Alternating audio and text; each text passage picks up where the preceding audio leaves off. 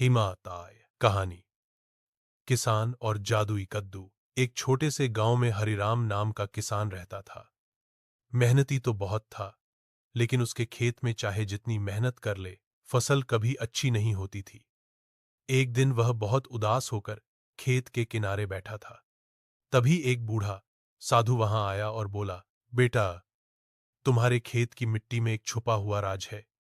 अगर तुम इस जमीन में ये छोटा सा बीज बोओगे और उसकी देखभाल दया और सच्चाई से करोगे, तो तुम्हें उसका फल चौंका देगा। किसान ने बीज लिया और खेत में बो दिया। दिन बीते, हफ्ते गुजरे, और उस बीज से निकला एक कद्दू का पौधा, जो धीरे धीरे बढ़कर इतना बड़ा हुआ कि पूरा गांव उसे देखने आने लगा। लेकिन असली चमत्कार तब हुआ जब कद्दू पक गया। जैसे ही किसान ने कद्दू को काटा, उसके अंदर सोने के सिक्के और चमचमाते हीरे गहने भरे हुए थे। गांव वाले हैरान थे। किसान अमीर बन गया, लेकिन लालच उसके दिल में कभी नहीं आया। उसने सोचा, ये दौलत सिर्फ मेरी नहीं, बल्कि पूरे गांव की है।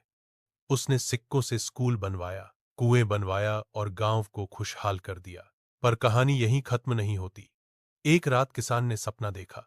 सपने में वही साधु फिर आया और बोला, हरिराम, याद रखना, ये कद्दू सिर्फ दौलत का नहीं था, बल्कि तुम्हारे दिल की परीक्षा थी। अगर तुमने लालच किया होता तो कद्दू हर साल सिक्कों की जगह जहरीले सांपों से भर जाता, लेकिन तुम्हारी सच्चाई ने उसे सच में जादुई बना दिया। सुबह किसान ने देखा, उसके खेत में कद्दुओं की पूरी बेल लग चुकी थी, और हर कद्दू में गांव के लिए कोई नया तोहफा छिपा था। कहीं किताबें, कहीं औजार, कहीं दवाइयां।